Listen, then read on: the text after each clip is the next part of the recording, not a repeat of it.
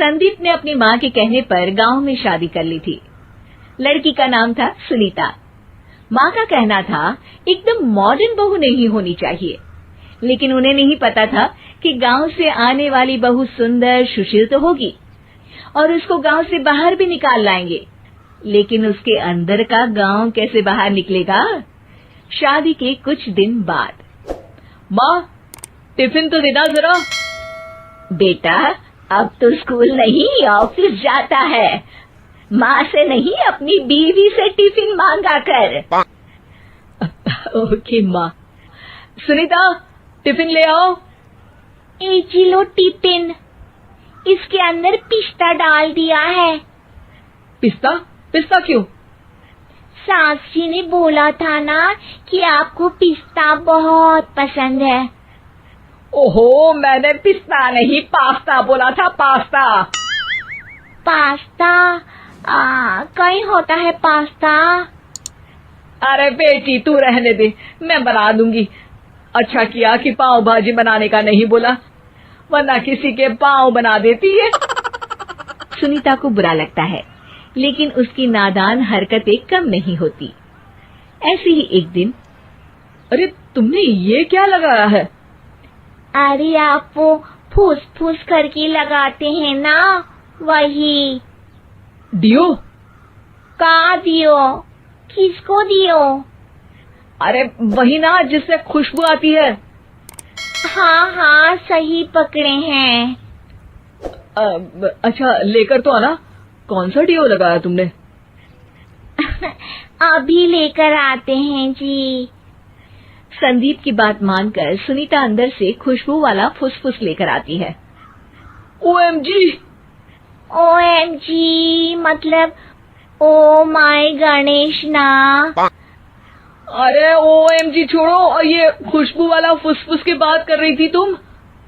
हाँ इसी की, फिर से सही पकड़े हैं। अरे देवी, लेकिन आप सही नहीं पकड़े हैं, ये डियो नहीं है। डियो नहीं है तो क्या लियो है? अरे ये रूम फ्रेशनर है, जिसको कमरे में छिड़कते हैं, खुद पर नहीं। कोई बात नहीं, माँ कहती थी आत्मा किराएदार है, शरीर एक किराए का कर्म। हम शरीर पे ये डाल लिए तो क्या फर्क पड़ जाएगा। अरे बहू, ओ बहू, मेरे लिए फल तो ले आ, फिर मैं बाजार जाऊंगी। सुनीता अपनी सास के लिए फल लेकर आती है। अरे बेटा, पपीता, तरबूज और सेब फल ऐसे कैसे खा लूं? काट कर तो ले आ। माँ जी, मेरे गांव में तो खेत से उठा के सीधा खा लेते हैं। अरे ये तेरा गांव नहीं है ना। अरे संदीप, तू ही कुछ समझा देना इसको बेटा। मैं कैसे समझाऊं माँ, ये तो माइक्रोवेव को भी भट्टी बोलती है। कल मैंने बोला हाय कैसी हो, तो बोलती है किसी को हाय नहीं लगानी चाहिए। अरे सुनीता, तेरा क्या होगा? अभी तो कैसे बताऊं माँ जी, अभी हम कुछ करेंगे फिर पता चलेगा क्या होगा, लड़का या लड़की। हे भगवान, कहाँ से आ गई है? रामपुर से जी, आप ही तो लेकर आए थे मुझे। अरे मुझे माफ कर दो। पहले कोई गलती तो करिए जी, आपकी तो सारी गलती माफ कर देंगे हम। हाँ अरे बहू, मेरी बात सुन। फल यानी कि फ्रूट जब भी लाए ना तो काट कर लाना, ठीक है? जी ठीक है माँ जी, फल यानी फ्रूट यानी काट के लाऊंगी। सुनीता रोज ही कोई ऐसी हरकत कर देती जिसकी वजह से उसे घर में दो बातें सुननी पड़ती। एक दिन, माँ मेरे बॉस घर पर आने वाले हैं शाम को, उनका बर्थडे है, फैमिली साथ नहीं रहती उनके, तो यही पार्टी कर लेंगे। उनको अच्छा लगा तो शायद मेरा प्रमोशन भी हो जाएगा। मैं ना फ्रूट केक लाकर फ्रिज में रख दूंगी और तेरे साथ आज खाना मैं बनाऊंगी, ताकि जब साहब आए तो खाने में कोई गड़बड़ ना हो। शाम को जब सारी तैयारियां हो जाती है, संदीप के साथ बड़े साहब भी घर आते हैं। फ्रूट केक तो ले आना बहू, फिर खाना खाएंगे। अरे इस सब की क्या जरूरत थी, आपने बुलाया वही काफी है।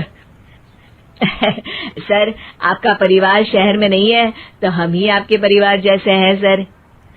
इतने में ही सुनीता फ्रूट केक लेकर आती है और बड़े साहब की टेबल पर रख देती है, और जैसे ही केक के ऊपर का बॉक्स हटाती है, ओह, ये क्या है?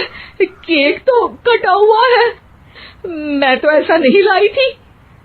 आप मुझे शाबाशी दे सकती है माँ जी, मैंने ही केक काट दिया। आपने कहा था ना, फल यानी फ्रूट यानी हमेशा काट के लाना, तो फ्रूट केक भी तो फ्रूट ही है ना, तो मैंने पहले ही काट लिया। हूँ ना मैं समझदार। अरे बहू, ये क्या किया? केक हमेशा वही काटता है जिसका जन्मदिन होता है। तुझे एक बात भी समझ नहीं आती, एक नंबर की बेवकूफ है। पूरा माहौल बिगड़ चुका था। संदीप को लगने लगा था कि साहब उसे प्रमोशन तो दूर की बात है, कहीं डिमोशन ना दे दे, लेकिन साहब बीच में ही बोल पड़ते हैं।